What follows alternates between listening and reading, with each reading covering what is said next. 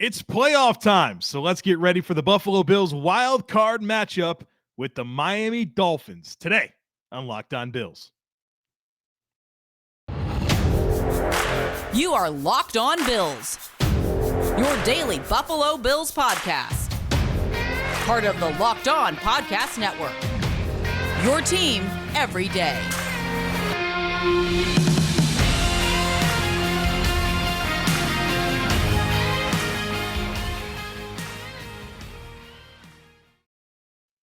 What's up, Bills Mafia? It's Joe Marino from the Draft Network, and I'm your host of Locked On Bills. Happy Wednesday to you, and thank you for making Locked On Bills your first listen every day. And as a reminder to you, we are free and available on all platforms, including YouTube. Today's episode of Locked On Bills is presented by Prize Picks.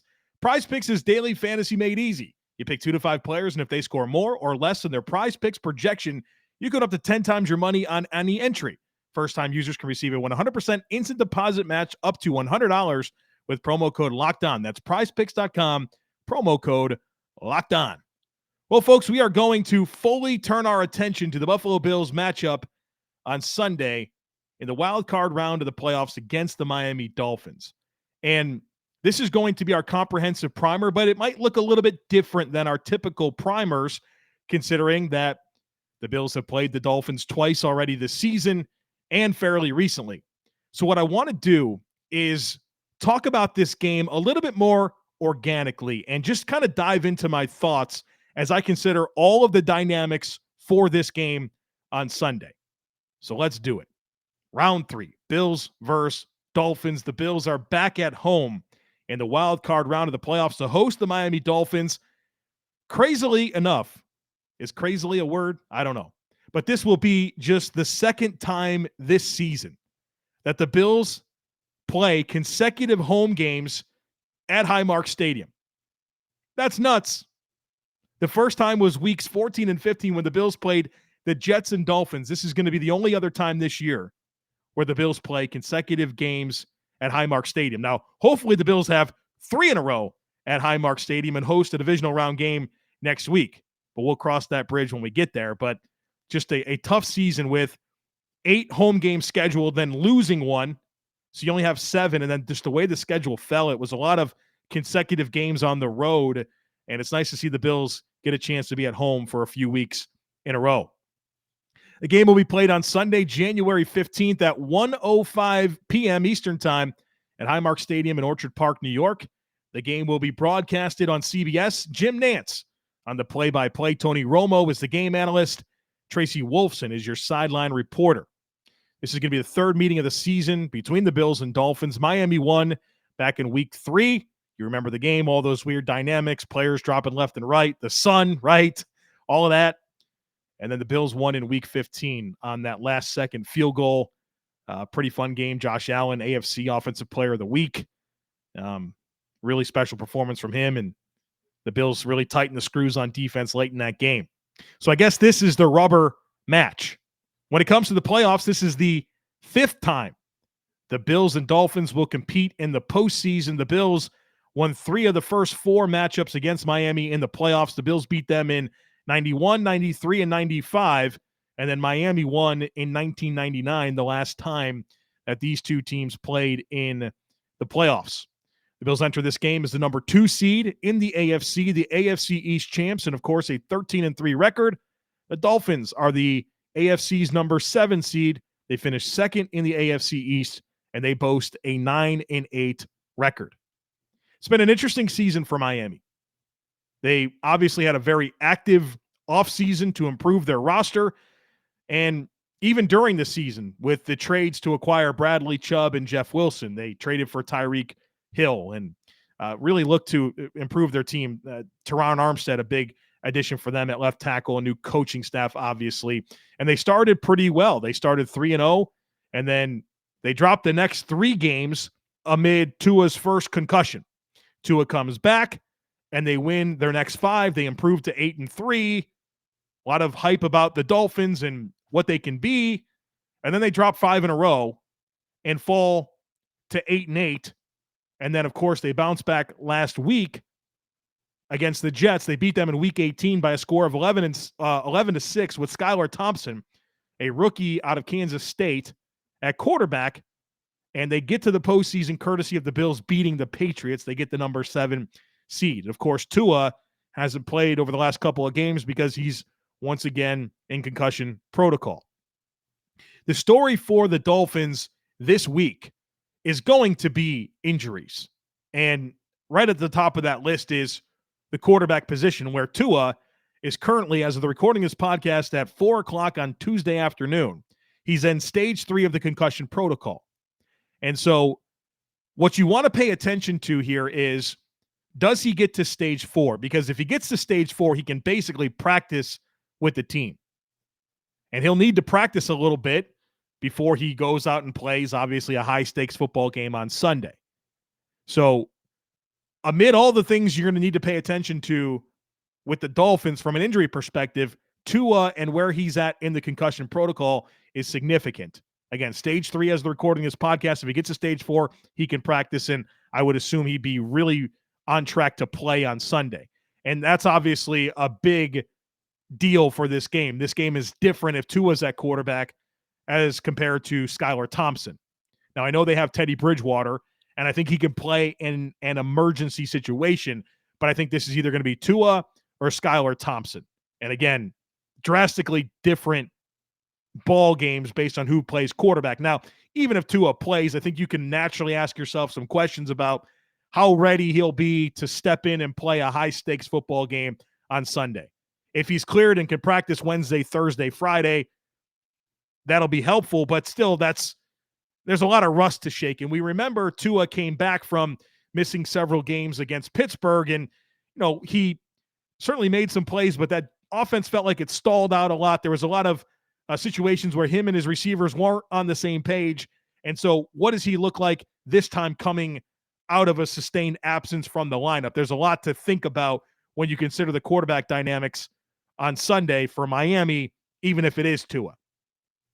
Now, Tua is not the only injury to be monitoring this week. There's a ton for the Miami Dolphins. At wide receiver, Tyreek Hill and Jaylen Waddle, they both got banged up against the Jets. I don't think either one of them is going to miss on Sunday, but they've certainly had to battle some stuff here late in the season. Again, I think they're both going to play. At running back, a bigger question mark. Raheem Mostert, who's had a great season this year, broke his thumb against the Jets, and he actually had surgery this week. And there's some belief that he can go. There's some belief that he won't be able to go. If he plays, he'll be doing so with a broken thumb and recent surgery to repair that. Now, Jeff Wilson, who missed the last contest between the Bills and Dolphins, he should be good to go, and he's a very good downhill runner, physical. He'll be a nice asset for them in this ball game. If they have both of those guys, that's really when you feel like this rushing offense can be at its best. But we'll see when it comes to Mostert. On the offensive line, they've got some question marks here. Their left tackle, Terron Armstead, obviously one of the best players at his position in the game. He missed the last 2 games. Is he going to be able to go on Sunday against the Bills? Maybe so, but their right tackle has been Brandon Shell, and he has a high ankle sprain and a knee sprain. I don't think he's going to play. And so what they did last week against the Jets when Brandon Shell left the game is they kicked Robert Hunt, their typical right guard, who's a good player, over to right tackle, and then brought in Robert Jones to play right guard. Meanwhile, Greg Little was the left tackle in place of Terron Armstead. So there could be some dynamics here with this offensive line to be mindful of. Meanwhile, Liam Eichenberg is back in their lineup at left guard, and he continues to struggle. At wide receiver, outside of Hill and Waddle, Cedric Wilson, who's also their punt returner. He has a hip injury. We'll see what happens with him on Sunday, but that's something else to monitor. Defensively, obviously there's 4 big names here that have been on injured reserve and they won't have at their disposal. Brandon Jones, one of their starting safeties. Byron Jones, the corner opposite of Xavier Howard. He hasn't played all year. Nick Needham, who has been a good slot player for them. He's not available. And then, of course, Emmanuel Ogbah, who's also on IR. Those guys obviously won't play, but other players to monitor are Bradley Chubb and Xavier Howard.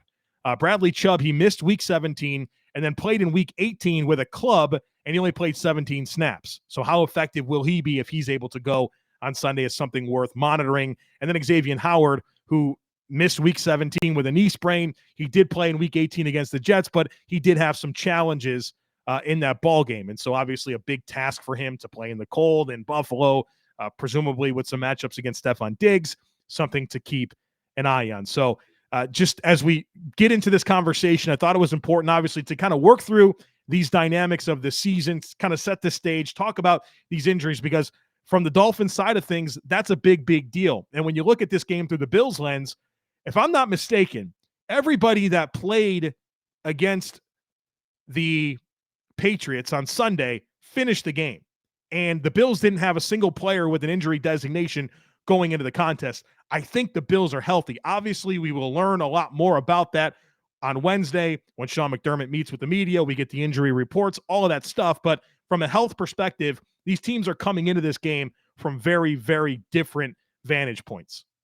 Today's episode is brought to you by TurboTax. Go to TurboTax and don't do your taxes. Be with an expert who will do them for you. TurboTax experts can relieve you from the stress of taxes and file for you so you can do not taxes. You can show your eyes things that are not taxes. Unpack a moving box of not taxes. Taste not taxes. You can sing not taxes at lullaby. You can hope not taxes sleeps through the night. You can grab a saddle and ride not taxes into the sunset. With a TurboTax 100% expert guarantee, an expert will do your top taxes from start to finish so that you can relax. Feels good to be done with your taxes, doesn't it? Come to TurboTax and don't do your taxes. Visit TurboTax.com to learn more. Intuit TurboTax, full service products only. Video meeting while expert does your taxes required. See guarantee details at TurboTax.com/guarantees. Folks, I am really geeked out by our new partner and sponsor of today's podcast, the mobile game Ultimate Football GM. Have you ever dreamed of becoming an NFL GM and managing your football franchise? Well, your dream can come true, and this game is definitely for you. You manage every strategic aspect of your team. You play through the season and lead your team to glory.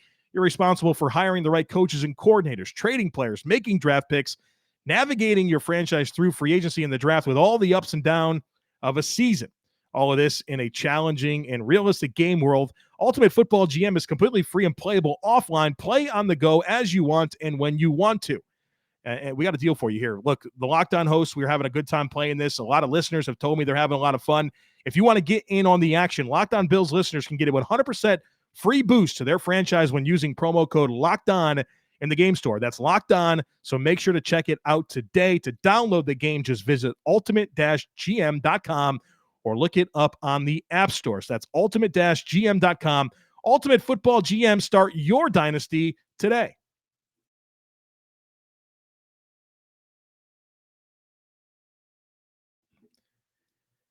All right, I want to talk about some of the coaching dynamics in this football game because they really fascinate me from both sides of the coin, both the Dolphins and the Bills. I want to start with the Dolphins. Mike McDaniel, his first season in Miami, his first year as an NFL head coach, and he's in the playoffs.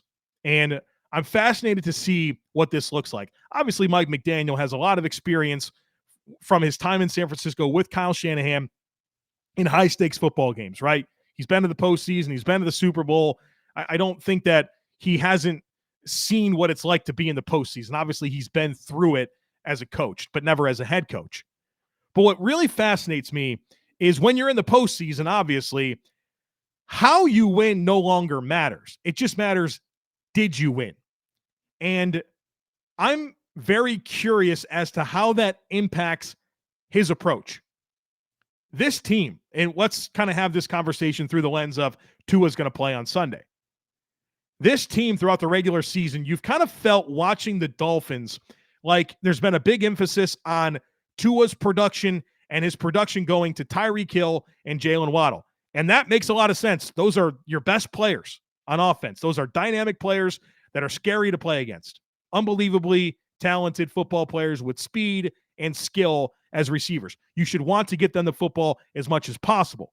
But I think maybe the Dolphins haven't done a good enough job of incorporating some of the ancillary components of their offense, including their run game.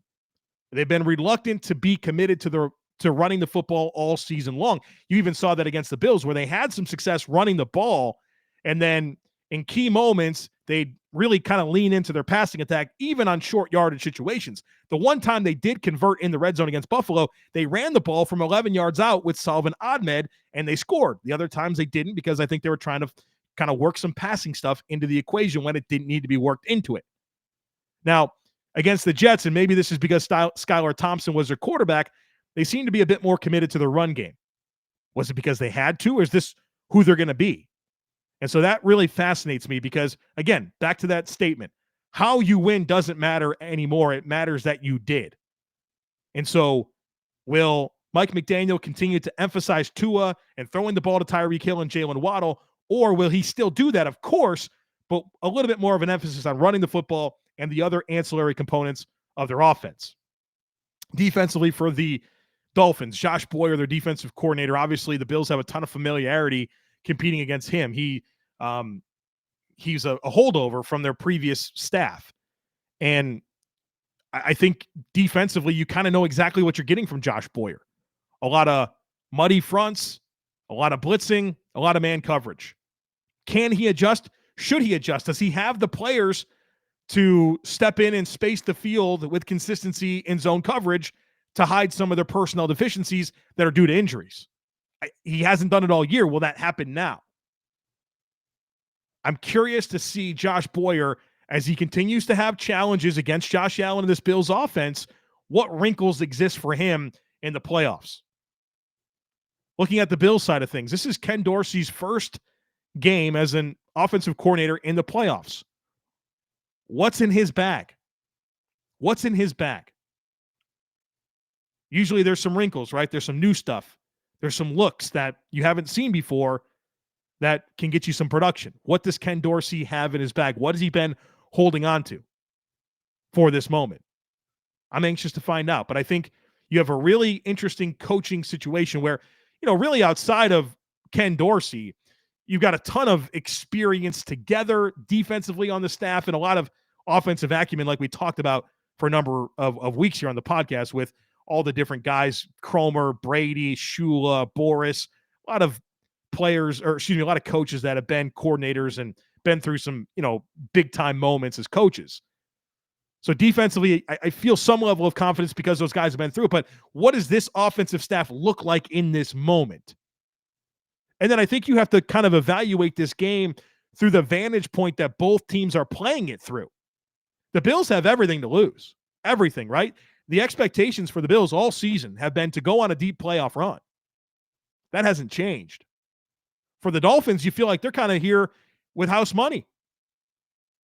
They avoided a colossal collapse, right? They go from 8-3 to 8-8. They win in the last week. They get some help from the Bills, and they're here. They got injuries. I don't think there's a lot of expectations for the Dolphins. It's a big opportunity for them, and that makes them dangerous to me.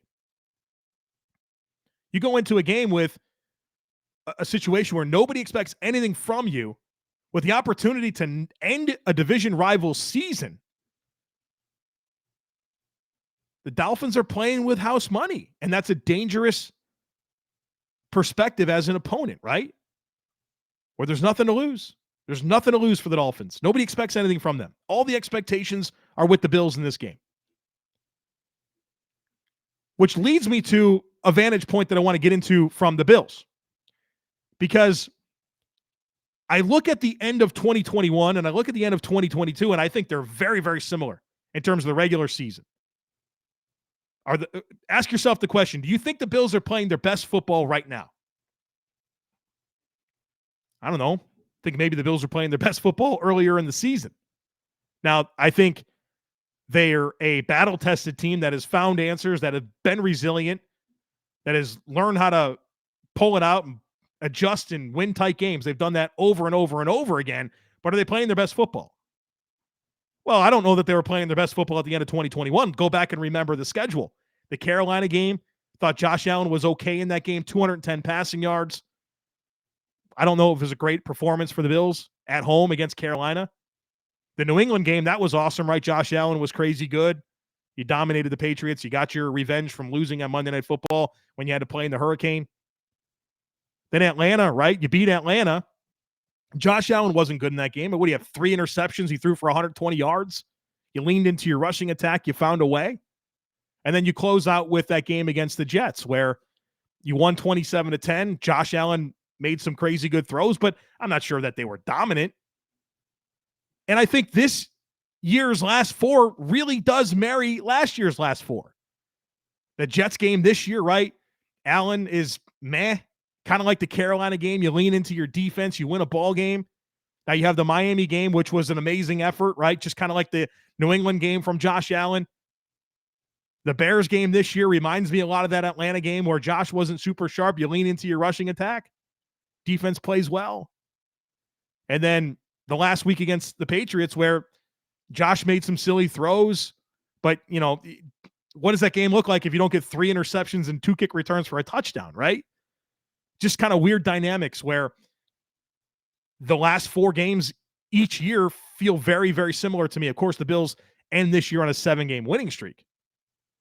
But the question that I have is, do they have a switch to flip, right? Is there a switch for the Bills to flip? They had one last year, right? Josh Allen became a superhero. And he, a lot of times, is a superhero. But playoff Josh Allen against the Patriots and Chiefs last year was quarterback caliber play that we've never seen before in the history of the league. I mean, he was just phenomenal, unreal, locked in, playing with just unreal confidence and scoring touchdown after touchdown after touchdown. It didn't seem to matter what dynamics existed. Josh Allen wasn't going to be denied. He playing, you know, in Arctic temperatures against the Patriots. They had the perfect game on offense. And then the Chiefs game where just battling back, going blow for blow with Mahomes, and then 13 seconds. But that ain't on Josh Allen. Does Josh Allen have that switch again this year? I kind of think he does, right? But can you count on that? I think they're going to need it for the Bills to go win the Super Bowl. That starts with beating the Dolphins. You don't beat the Dolphins, that's it. The season's over. So what type of switch, what type of lever is there to pull to really kick this into high gear?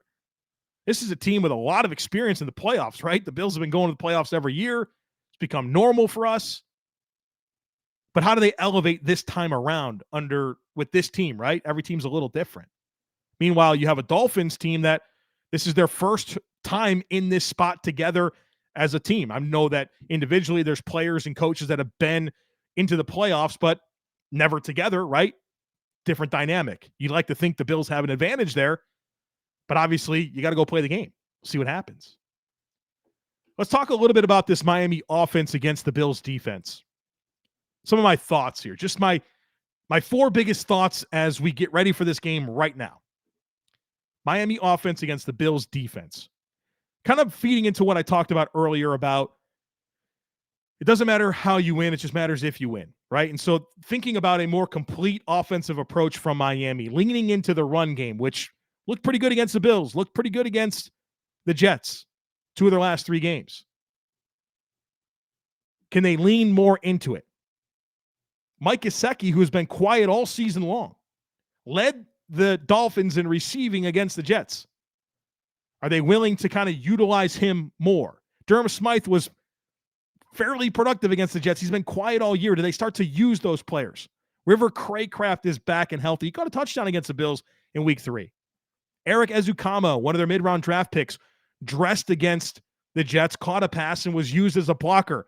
You know, that was certainly a personnel piece and grouping that they haven't tapped into all season. You know, how do you have to think about that now? Obviously, they have other components with Trent Sherfield, right? We'll see if Cedric Wilson can go. It's going to be Waddle and Hill, right? But I think you have a situation now where it doesn't matter how, it just matters that you do. And I think that creates a stage for the Dolphins to be a more complete team offensively with their approach and how they're going to attack you.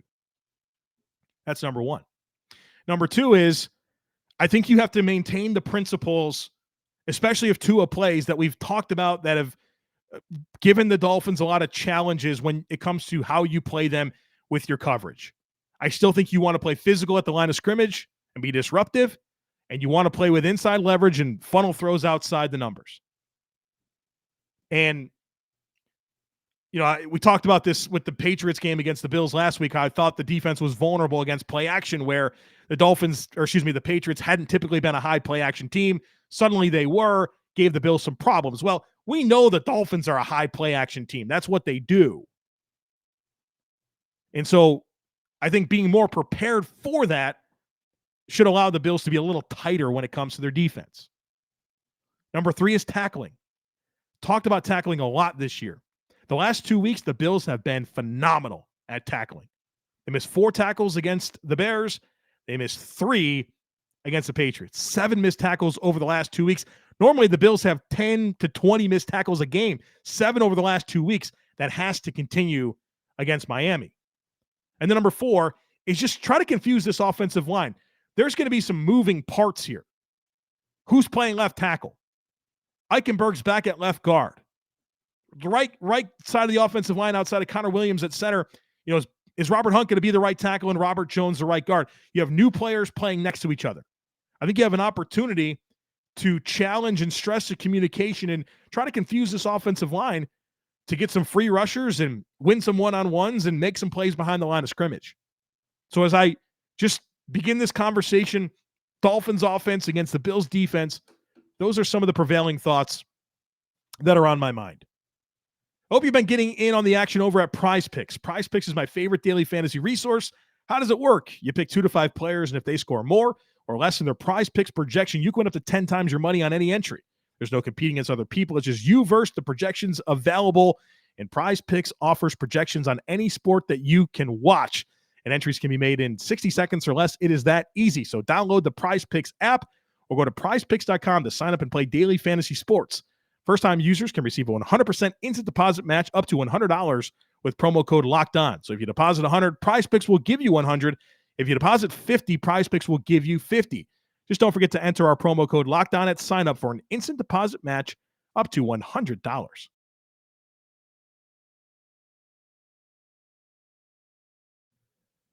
All right, let's talk about this Dolphins defense against the Bills offense. Just some of my high-level thoughts as we start this conversation today and throughout the course of the rest of the week.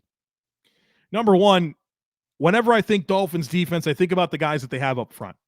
Christian Wilkins, a stud. I know that no Bills fans like Christian Wilkins. He's a great player. Zach Sealer is a stud next to him that's been really disruptive as a pass rusher and a run defender. Jaylen Phillips, first-round pick from 2021, second-year player. He has absolutely blossomed into an impact player that creates a lot of problems. Obviously had a strip sack against Josh Allen the last time these two teams played. Big, long, athletic. He's coming into his own. Melvin Ingram, quiet last time against the Bills, but we know that Melvin Ingram has had some big-time splashy games against Buffalo. And then, of course, Bradley Chubb, who, look, he's probably going to play with the club. He hasn't been as effective. 17 snaps last week. But obviously, they're going to try to get the most out of him. So you have a lot to account for with that front. And we know that they want to blitz. So number 2 I have written down is be ready for the blitz. The Dolphins blitzed 33% of the time this season. That's the second highest in the NFL, highest in the AFC. And not usually against the Dolphins, but Josh Allen, if there's an area of his game over his last 2 seasons where he's underperformed, it's been against the blitz.